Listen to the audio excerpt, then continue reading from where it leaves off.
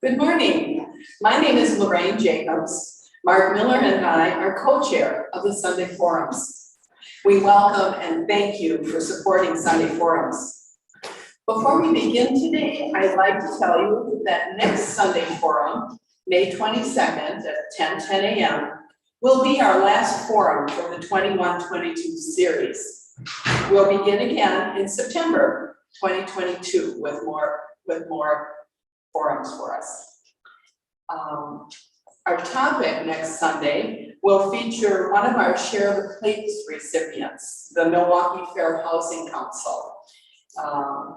This forum will be, that forum on May 22nd will be live streamed here in Max Auto Hall because the presenter lives in Minnesota.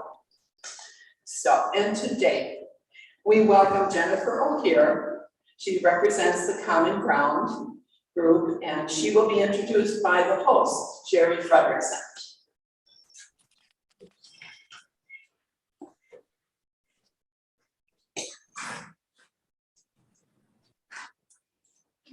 Good morning, everyone, and welcome to our Sunday Forum. It's a pleasure to have Jennifer O'Keefe here, who's the lead organizer of Common Ground and also executive director.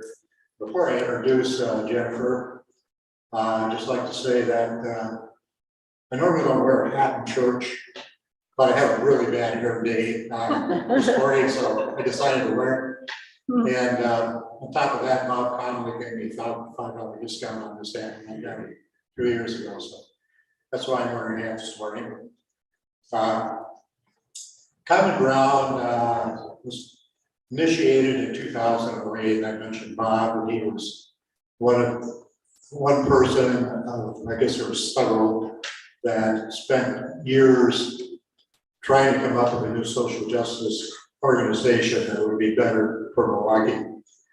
And all that effort went into turning out people at the convention center. I'm not sure what the name of the convention center was at that time. It was, could have been Midwest Express Center, but 14 years ago, 2,000 people showed up. The mayor showed up. And so it turned out to be quite a successful event to kick off Common Ground. Like, I would be remiss if I didn't mention Rod, Sharon, and Pugh, who are here today. And they were instrumental in getting Common Ground started at first church. So that was a lot of effort put in by them. We got good turnout for that initial gathering at the convention center. And he was our initial leader in Common Ground First Church. One of the first campaigns that Common Ground took on was getting people, I should say that, getting kids summer jobs. And there was a summer jobs program for many years that the mayor touted. And a lot of people at Common Ground thought, well, we could do better at getting more kids summer jobs. So a lot of organization went into this to get turnout, for instance, at City Hall for budget hearings. People would show up in their Common Ground t-shirts like this, although they were brown at that time. And so we made an impression with the Common Council, and there was a lot of effort that went into holding meetings and organizations to try and get this money. What it would take just $250,000 to. It was, and I was very skeptical at that time. I was involved in it. I was showing up at Common Ground. I thought this isn't going to happen. There's a recession right now. The fires up there demonstrated they want raises. So, in my view, I thought this is never going to happen. We had a rally one noon hour. Mark Fraley, who was the lead organizer at that time, he invited people to come over and support that rally. And this would be a big push to try and get that money, the $250,000. And so I walked over there with my shirt on, and Mark Fraley was out in the hall and says, "You don't have to come in." I said, "What do you mean?" "We got $250,000. support summer jobs for kids. I became a believer after that the power of organization, what this organization had accomplished is really something. So that's what convinced me. I'm not going to talk much longer because I want Jennifer, she's our main feature today, not me. And I met Jennifer many years ago. I think it must have been within the first year that Common Ground was organized.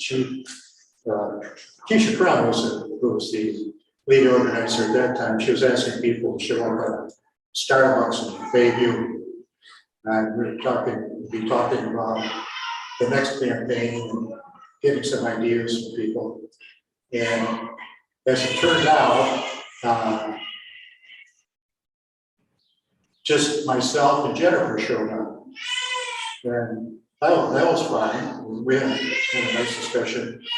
And I had a sense right there that Jennifer was very much interested in Common Ground, and she was very enthusiastic. And I kind of, as those two conversed, I kind of got a word in edgewise once in a while, but they were just engaged, and I thought, well, if anybody is going to be really a leader in Common Ground, that's going to be Jennifer. And I don't know if you remember that. I do remember. You do? Okay. I remember the exact coffee shop. Okay, yeah, it was a Starbucks. And so she's proven herself through the years by really being engaged in practically every campaign that Common Ground has had and being a real leader. So when it came time for Keisha to move on, she accepted a position as lead organizer in Cleveland. And that was a couple of years ago. And so I was not surprised when Jennifer was chosen to be the next lead organizer and as well as executive director of Common Ground. So with that, I'm going to turn this over to Jennifer. Thank you so much, Jerry. I do remember that coffee shop meeting so long ago. Good morning, everyone. It's great to see you. So great to be here in person. And I'm struggling a little bit. I can recognize some of you, Sharon and Rod Depew, Joanne, and obviously Jerry, Lynn Conley's here. With masks on, it's so hard to recognize people. Do you find this to be true? Yeah. So I'd be curious if the other folks who are here, if you could just quickly give us your name and if you've been involved in Common Ground at all and in what capacity. Could we do that real quick? Mm-hmm. Do you want to start? Jeannie Kowalski. I've been in Milwaukee 1 year, and I listened in on the mayoral forum where you came up with 6 action items. So I think this group is fabulous. Thank you. Hi, I'm BJ Ermance, and I got involved when Rod and Sharon created the UUs for Common Ground. So also helped do the photographs of signs in front of houses that were being foreclosed on by the different banks, and very much appreciate the efforts into the healthcare program. Oh my gosh, that's terrific. Thank you. Are you able to introduce yourself? Or are you too focused on Zoom and PowerPoint? I know that's a lot to manage. I'm Mark Miller. I'm a member of Common Ground, and that's pretty much it. Okay, thank you. I'm engaged just because I'm a church member. Jackie's in. Okay, great. Lynn, I know you. Okay. I'm Stephanie Stearns, and I'm aware of Common Ground, but have not been involved at this point. So I can give some more information. Great. I'm Lana White. Okay. Thank you. Roger Blau, church member of course, and here to learn a little bit more about Common Ground. Claire Blau, also echoing what my husband just said. Okay, great. And then I know we've got a lot of folks online this morning as well. So again, thank you so much for having me. I'm really delighted to be here.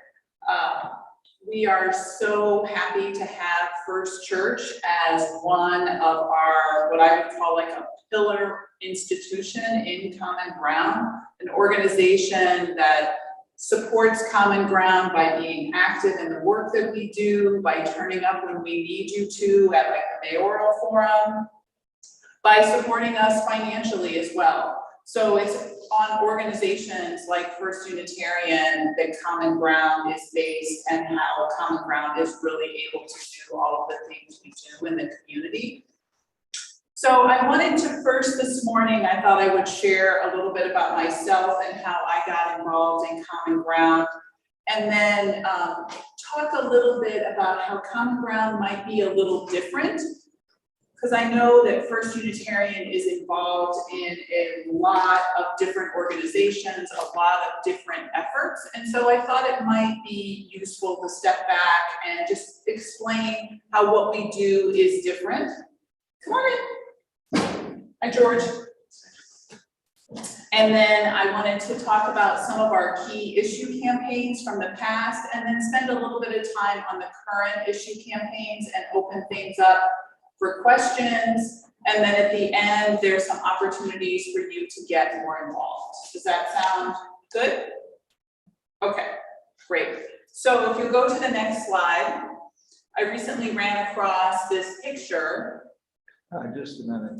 Okay, I'm gonna go ahead. I recently ran across this picture of me back when I had first started with Common Ground. And the way I got involved in Common Ground is because I live here in the city of Milwaukee, and my husband and I have chosen to send our kids to Milwaukee Public Schools. So if you remember 2011, especially if you were in the state of Wisconsin at the time, we had a new governor who went after the public unions, but at the same time, he was also defunding our public schools at a rate that we had never seen before.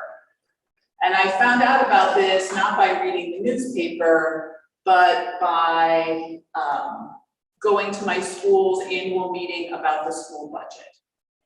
And I found out that we were going to lose our art teacher, our librarian, we did not have a gym teacher, we did not have a music teacher, and then we were going to lose 1 out of every 3 teachers in the school building. So our school was literally being gutted. And I remember that night looking around at the other parents in the room and were like, are you hearing this right? And so we met at my house the next night. We gathered around the dining room table and sort of plunked all the kids in front of the TV in the next room and tried to figure out what could we do to save our school. Well, it turned out that we were utterly powerless. We couldn't even manage to get the right form letter back from our state representatives, who should have really been on our side and been helping us out. And for me, as a white, middle-class, college-educated woman, I was truly powerless about something I cared very deeply about for really the first time in my life. And as I was struggling to figure out what to do, we had this group, we were kind of floundering around. Eventually, I reached out to some folks at my church, and they connected me to Common Ground. And that's how I came to find out a different way of responding to problems like, what do I do when my kid's school is losing all of its teachers? And I remember that meeting with, that afternoon I met with Keisha, and she explained to me how Common Ground was working in Sherman Park at the time. So we have about 8 churches in Sherman Park area, and they had gone out, talked to neighbors around their churches about what could we do together to make the neighborhood better. And in doing that, they uncovered the issue of foreclosed, abandoned homes in the neighborhood. So Keisha explained this to me, and then she said, and right now we're getting ready to send over a resident from Sherman Park, one of our leaders and one of our organizers. There you go. And we're going to send them to Germany to Deutsche Bank stockholders meeting, and they're going to stand up at the stockholders meeting and say, the Germans may have built Milwaukee, but now you're destroying it and you need to come back and fix it. And I was like, Whoa, like these people are serious, and that really impressed me. It also gave me a way to be in the world that was different than the way I was doing before. So before I met Keisha, I was waking up every morning, I would open my computer and just see like what way public education was under attack today. And it felt like every day there was some new attack. And this is a really horrible way to exist and to start your day. But Keisha and Common Ground taught me that there's a different way, right? You can be proactive about the problems that you're concerned about. You can build enough power that you can take your solutions to the people who can actually act on them and make them real.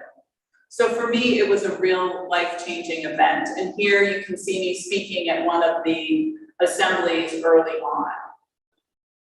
So let me go to the next slide. Great, so I wanted to talk a little bit about how Common Ground is different. So you may have seen the common description on a lot of our materials that we are a nonpartisan group of ordinary citizens dedicated to identifying problems facing our communities and then implementing creative solutions. Sounds good, but what does that really mean exactly? So I wanted to take a moment today and just kind of dig in a little bit on what that really means. So if you can go to the next slide. Great. So there are different ways to respond to public problems. Many of them, most of them you will be very familiar with. So activism, like protests, marching, you can think of all of the Black Lives Matter marches. You can think of Colin Kaepernick taking a knee, anti-war protests, any of those sorts of things.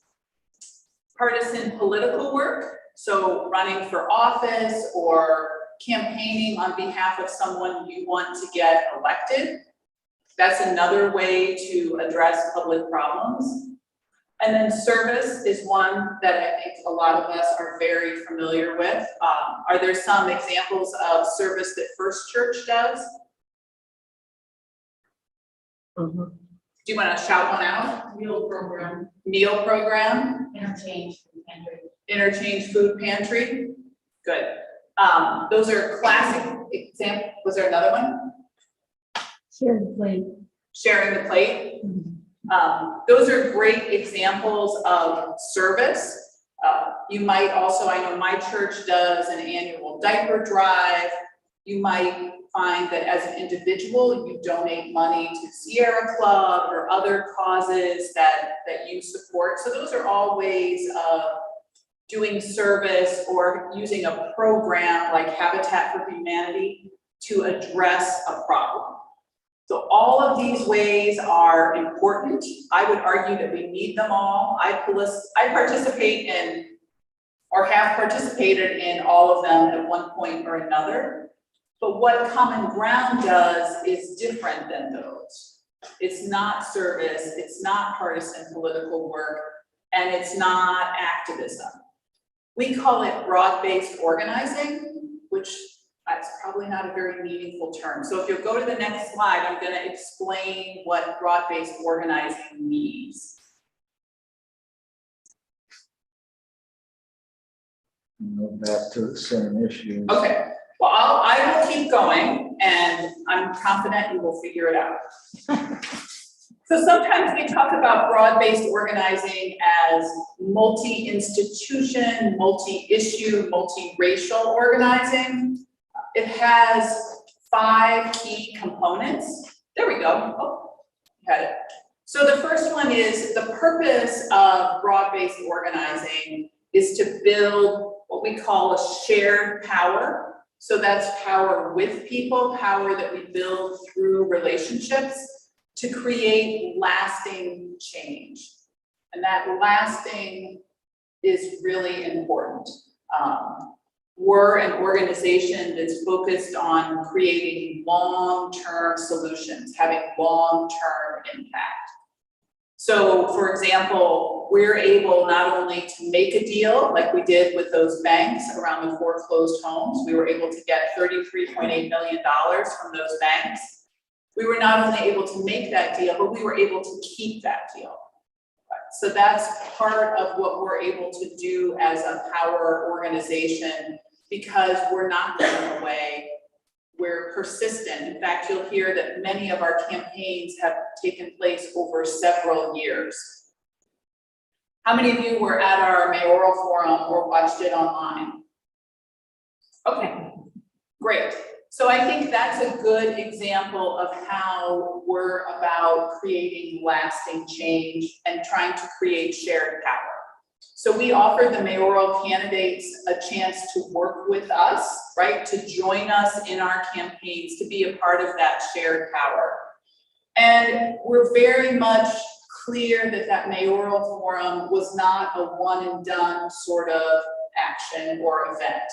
There's a lot of work, several years of work that really went into leading up to that mayoral forum. Lots of listening, lots of research went into the specific asks we put before the candidates. And after the mayoral forum was over, we're now in the process of following up with Mayor Johnson on some of those commitments. So it's very much not a one and done sort of thing. We're about persisting for the long term.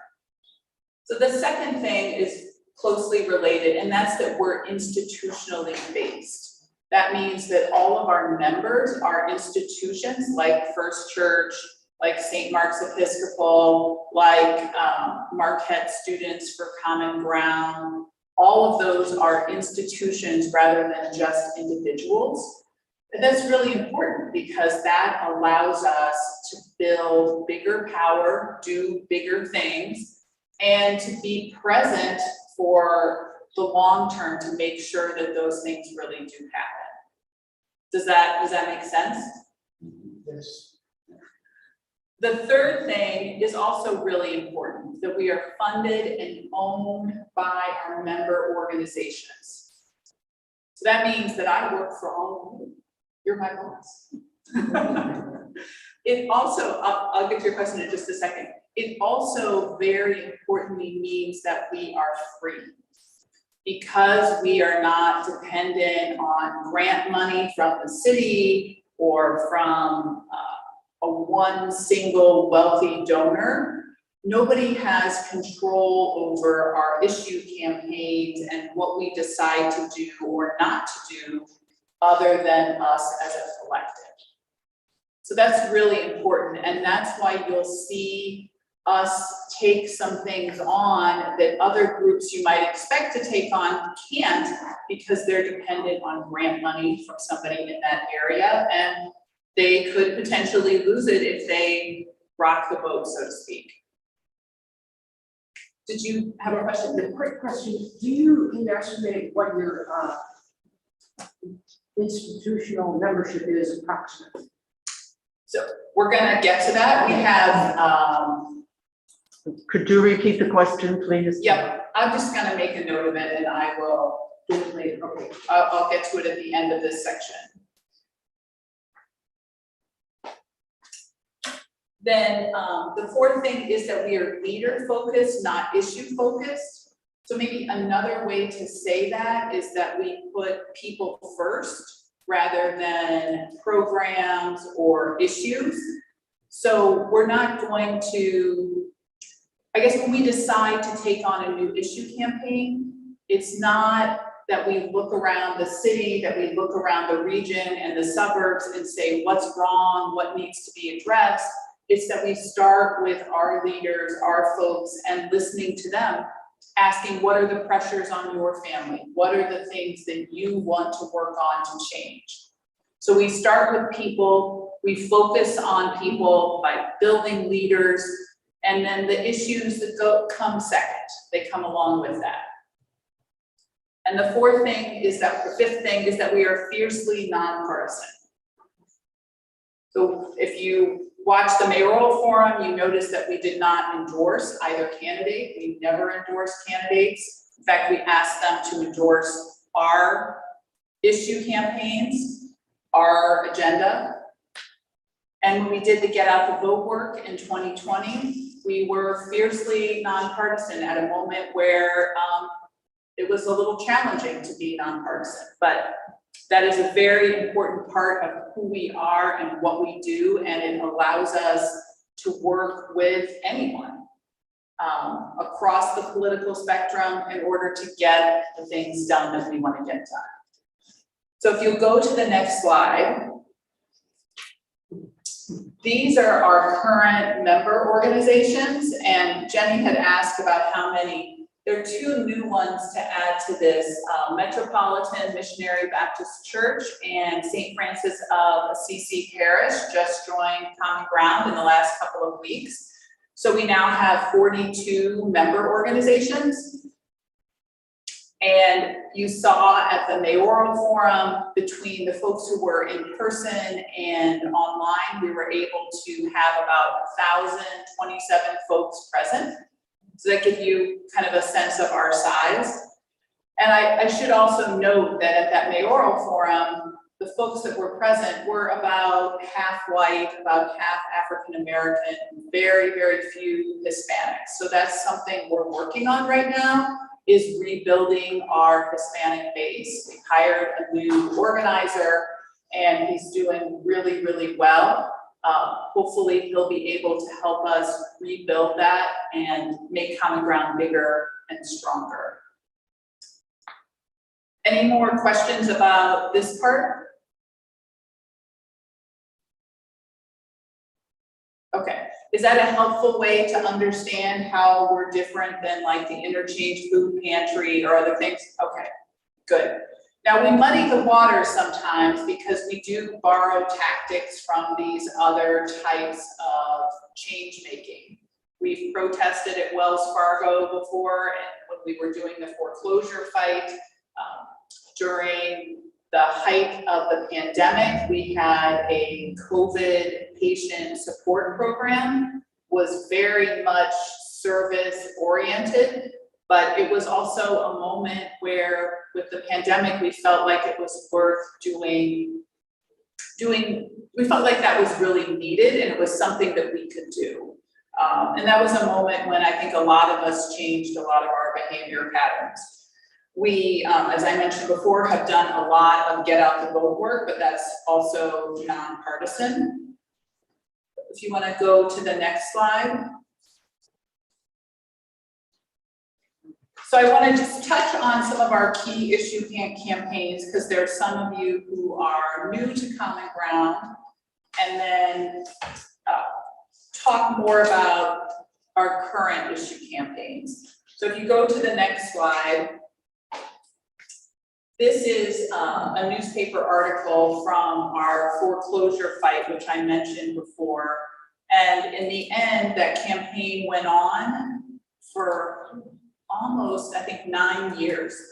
And over that time, we got $33.8 million from the banks, and were able to rehab 91 homes in the Sherman Park area. We focused on a 120 block area around St. Joe's Hospital to really shore up that anchor institution there. And the housing market has come back. There's really not a need for an organization like us to acquire the foreclosed homes from banks and rehab them and sell them. In fact, there are almost no abandoned foreclosed homes in that area right now. You go to the next slide. I just wanted to mention this to make sure everybody's aware of this. This is one of our big achievements, was creating the Common Ground Healthcare Cooperative. This came out of the Affordable Care Act, and across the country, a number of these were created. This is one of, I think, less than 4 that still exist. And part of the reason it still exists is Common Ground and Bob Conley.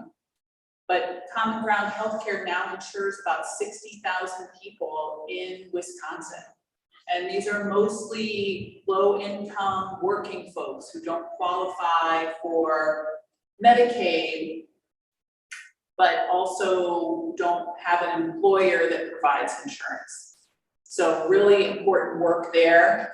And they're celebrating their 10th anniversary, I think later this month. You go to the next slide.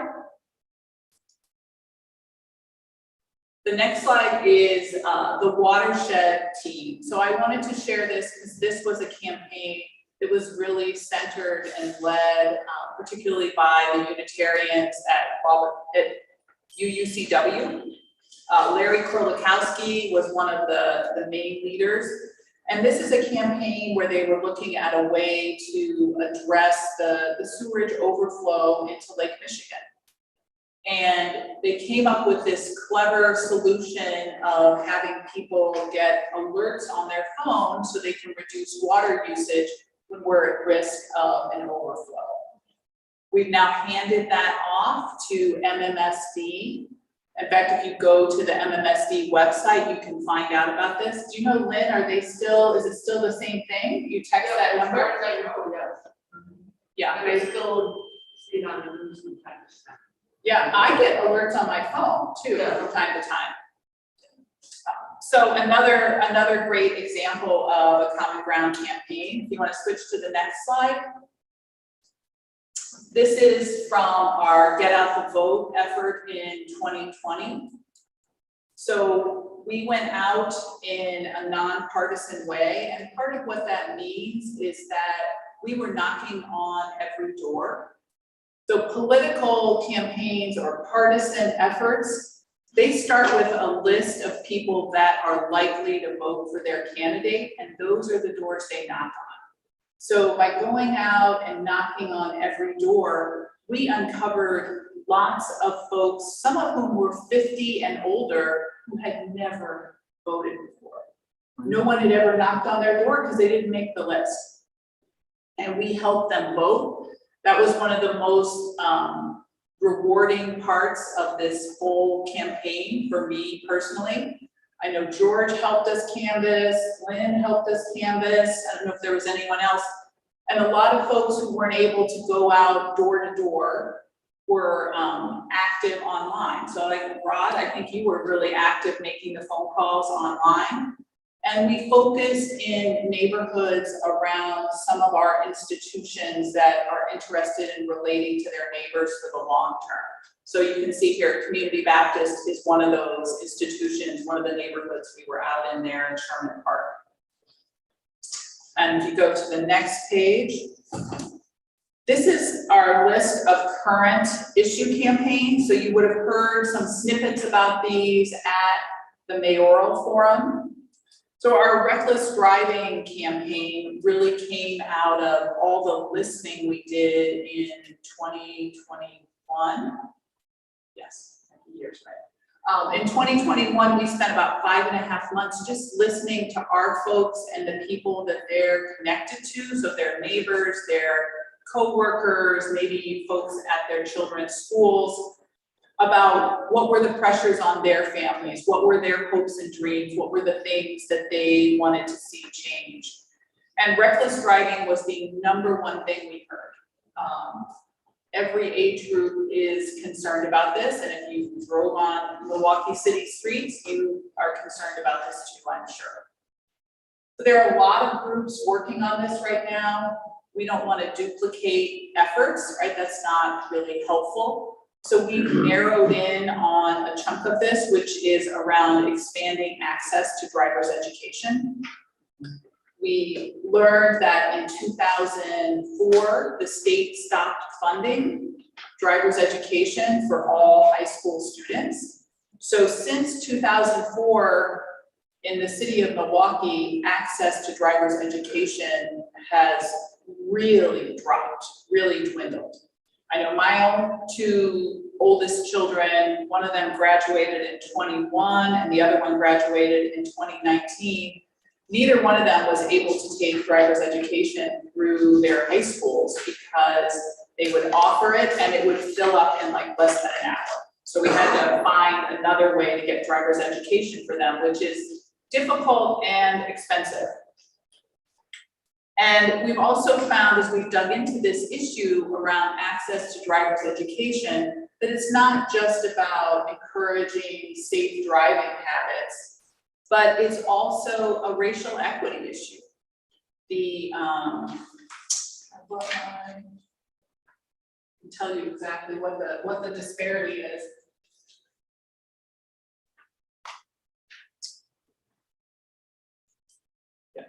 Only in the state of Wisconsin, only 30% of African Americans and Hispanic 18-year-olds have a driver's license, compared to 75% of white 18-year-olds. So there's a huge racial disparity here, and not having a driver's license can limit your access to a lot of other opportunities, can limit your access to jobs, makes it harder to vote because you have to go to the DMV and get the other special ID. So it's a really important issue, I think, for all of those reasons. And at the end, I'm going to talk about a press conference we're going to be holding to move that campaign forward that you could come to. We'd love to have you participate in. The next thing up there is workforce development. Jobs are just one of these issues that are so fundamental to any family being able to survive and thrive. That's something we've been working on for a number of years, researching, what's the best model, what's happening currently. And we're bringing in a model that we found from Chicago called CARA that we think is really the best model out there. And so we're developing our own version of that here that's called Common Ground Works. And that's moving forward right now. We're searching for a CEO, we're raising funding for it, could be up and running as soon as like 12 to 18 months. Education, we have a very active education team. So one of the things the education team is doing right now is working on Washington High School. I'll talk about that in a minute. We're also working closely with the ASC, and I bet that none of you have ever heard of the ASC before. In fact, people who should belong to the ASC have never heard of the ASC before. It's the Association of, it's Administrators and Supervisors. I can't even say what it stands for. Administrators and Supervisors Council, I think is what it stands for. It is the association of all MPS principals, assistant principals, and the lower level supervisors at MPS central office. So like special education supervisors, social work supervisors, those kind of folks. So we've been working with them for a while because they're a voice and an important part in Milwaukee Public Schools that is not organized, and so they're often overlooked and just kind of steamrolled over. So we've been helping them to rebuild and strengthen so that they can really have a voice to advocate on behalf of what they need to run their schools well. The other big thing we're working with in education right now is around creating our own tutoring program. And that's something that we've got a couple members from First Church who are part of our board. So Molly Schiffler and Christy Davis are part of the board. And the vision there is to really be of help to not only the students, but to the school district. So we're one of the few groups that has not just completely thrown their hands up in frustration at MPS and run away. We're committed to try to continue to engage the school district, push them to do stuff when we need to. And in this case, we're putting our own hand to the plow, so to speak, and organizing a lot of our leaders to be volunteer tutors. And Molly Schiffler, if you happen to know her here as a member, has worked for Cardinal Stritch on the faculty there and has created their highly successful tutoring programs. She's really helped to design this, and it's just going to be fabulous as soon as we can get it up and running, because There will be a great amount of structure and support for all the volunteers. So every time you come, the lesson plan will be there, already written, special for you and the student you're working with. The materials will be there. There'll be one of our staff people in the room to support you, to coach you, whatever you need. So it's a really effective, well-structured program where I think the volunteers as well as the students will all feel successful.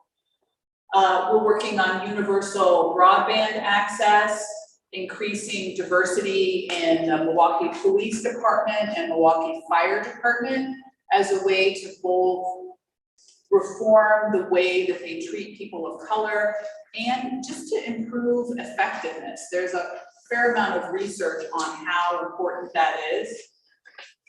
We continue our gun violence, reducing gun violence campaign. So if you have been at our last couple of Common Ground actions, you would know that the city, and you can go ahead and go to the next slide. I think I have a slide of this. You want to go to the next one?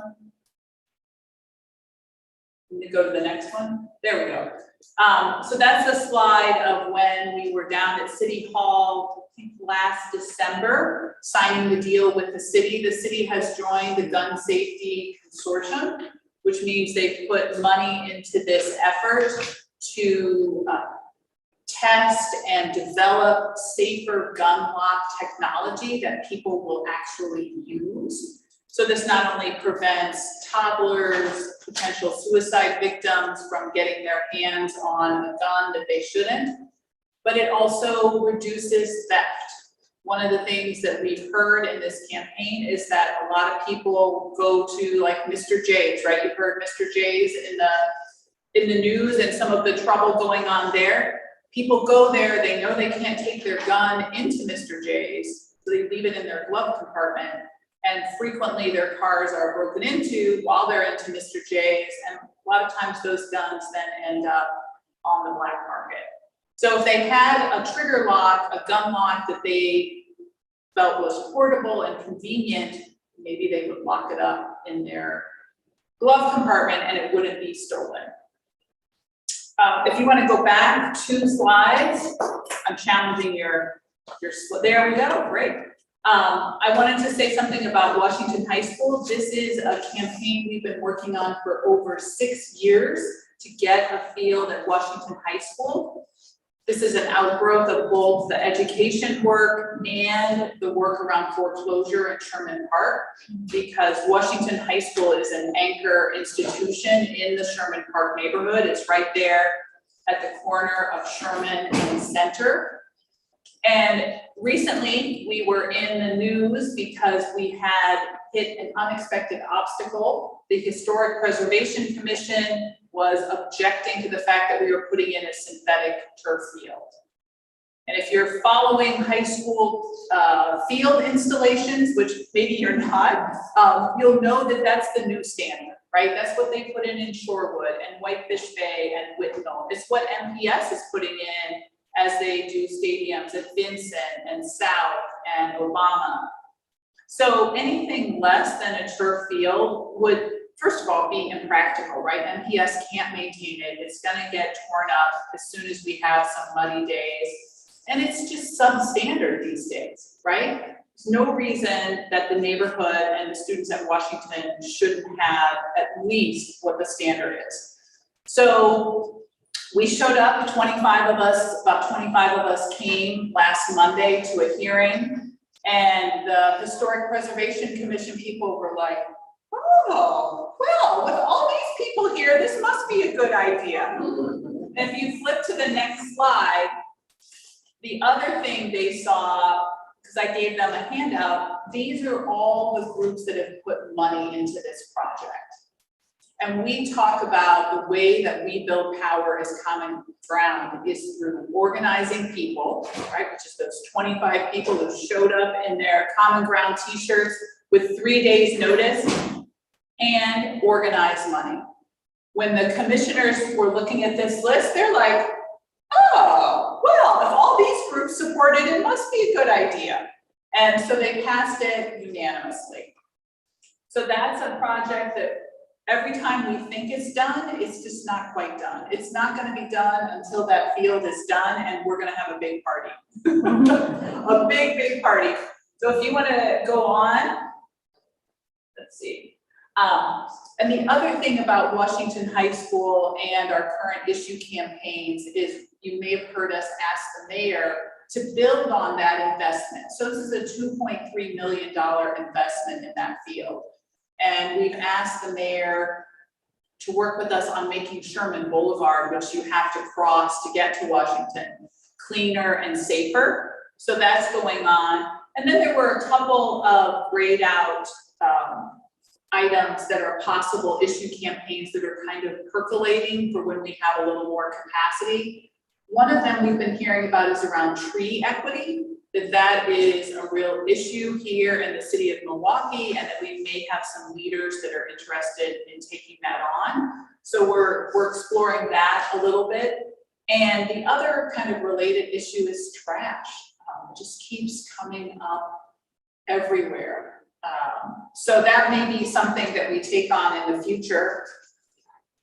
So I want to stop here and ask if folks have any questions before I give you some opportunities to join in with some of our work.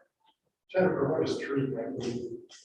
What is tree equity? I am learning what tree equity is, but it's about you measure the canopy cover, which you can do from satellite and lots of fancy technology. And it would be having an equal and adequate distribution of tree canopy across all of the area that you're looking at.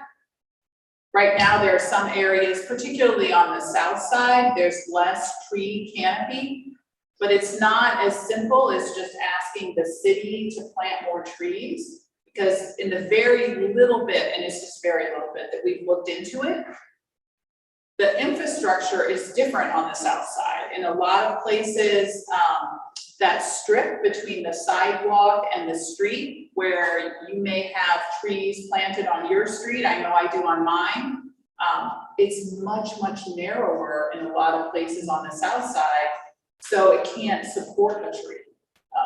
So like a lot of issues, it's complicated, but I think is probably worth looking into, especially if we have leaders that want to do it, because trees are related not only to climate change and mental health, but they impact a lot of factors. Any other questions? You may cover ahead, but how does the Milwaukee Common Ground communicate with other common grounds in Wisconsin? Can you repeat the question? Yeah, she said, how does the Milwaukee Common Ground communicate with other common grounds in Wisconsin? I wish that were true. We only exist in the 4-county area down here in southeastern Wisconsin, so Milwaukee County, Waukesha, Washington, and Ozaukee counties, and we are primarily in Milwaukee County. I wish we had a statewide network and statewide power, but we don't. We have affiliates in Cleveland, like you heard Jerry mention that Keisha is now at our sister organization in Cleveland, but there are no other affiliates in Wisconsin. Are there other questions? Well, I see the time is almost up, so I want to invite folks to a couple of things. So if you want to, you can check out our website here, but if you want to go to the next slide. Oh, yes, go ahead. You may have covered this when I was stepped out of it, but how do you come up with the topics that you pursue? So many. Exactly. We probably have too many right now, I will admit that, but it's Too many of them. there's a lot of things to take on, right? So we do it through listening. That's the standard way that we come to these issue campaigns. So in 2021, we did a big common ground-wide focus. There were a lot done here at First Church as well, although I think you guys did it mostly on Zoom at that time. Just doing what we call listening sessions or house meetings, where we listen to folks around what their concerns are, what their hopes and dreams are, the pressures on their family. And then we put all that together, but we're also looking for a couple of other things, like, you know, what's the political opportunity to do something around this issue? Are there 100 other groups already tackling it? Do we have leaders that want to lead it? Do we think our folks would show up at assemblies and press conferences if we were to do something around this issue? So there's kind of some judgment that goes into it too. That said, that there are also other ways that issue campaigns happen. So the broadband, you saw that up here. Someone high up in the state government came to us and said, this is how the last round of federal COVID recovery dollars that were supposed to go to broadband were spent. And they basically went to the big providers who were not required to actually do anything, and they used it to do projects they were already planning to do. So it didn't have any impact in terms of making broadband access expanded into areas that don't have broadband access. So he said Common Ground needs to be in this issue campaign because there's a lot more money coming down the road, and if there isn't a group like Common Ground, nobody will hold these big internet providers accountable. So we've taken that on. So those are kind of the paths to how we decide. Really was. Me? Or me? Is somebody trying to ask a question online? Molly Schiffler is trying to ask a question. Good morning, Jennifer. I'm so sorry.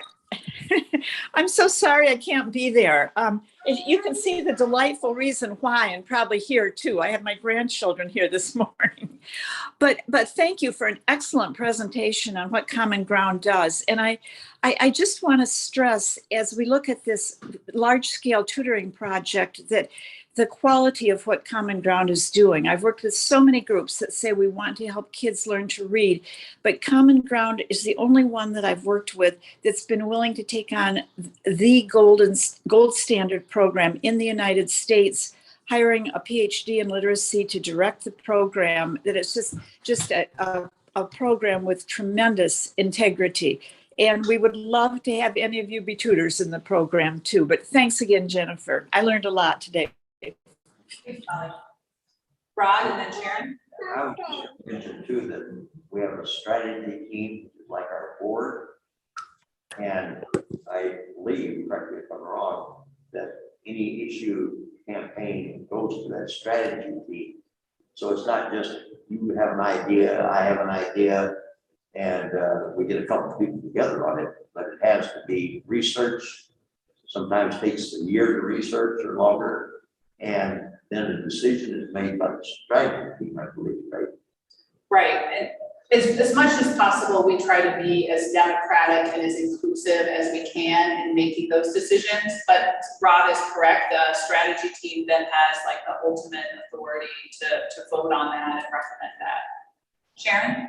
Yeah, yes, I just want to contrast the tutoring program, or the nascent tutoring program. Rod and I tried to volunteer in the Milwaukee Public School in tutoring. Probably now it's a dozen or more years ago, maybe even 15 years ago.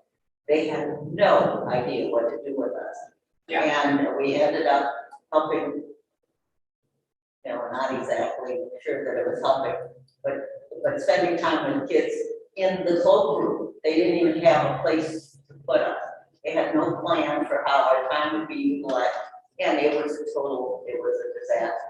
And the idea that there will be a plan is thrilling to me to hear about. Yeah, and so Sharon was sharing about how her and Rod tried to volunteer in Milwaukee Public Schools to tutor kids around reading, and that there was really no plan, no space, no support for them. So we're trying to address all of those things up front. one of the women who's really leading the charge on this, along with Molly, said, I don't want to do this unless we're gonna make sure that we can measure some results on the other end. So that's the commitment that we've made to this. Are there other questions? Anybody else online? Not online. Okay, so really quickly, we just found out that we are going to be doing a press conference with the mayor to kick off the Affordable Driver's Ed campaign. So I've got flyers over here. We'd like people to sign up so that we know who's coming and how many folks are coming. The plan for the press conference is that along with Mayor Johnson, we are going to sign letters that are going to the CEOs of American Family, Progressive Insurance, and State Farm. Those are the 3 biggest auto insurance carriers in our area. And we're asking them to help fund this universal driver's education program.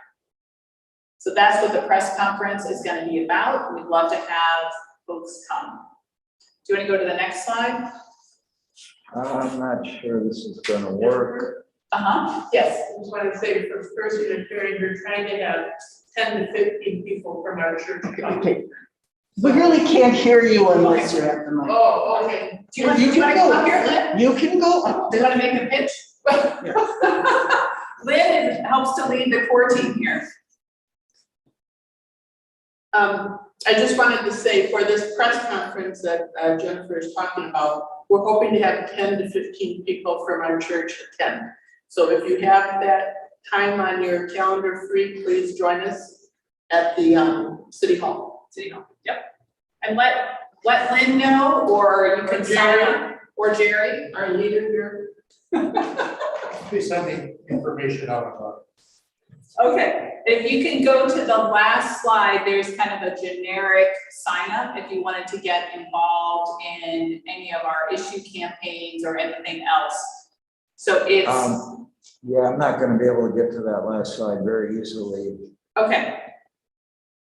Okay, it's tinyurl.com/common-ground-sign up.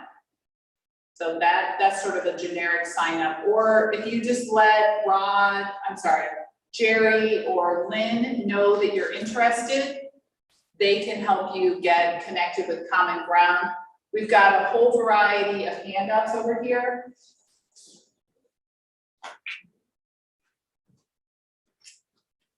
I'm just going to point out 2 of them. So this one is the current issue campaigns that we have going. It explains a little bit about all of them and how you can get involved. I think Jerry has those most weeks at coffee hour.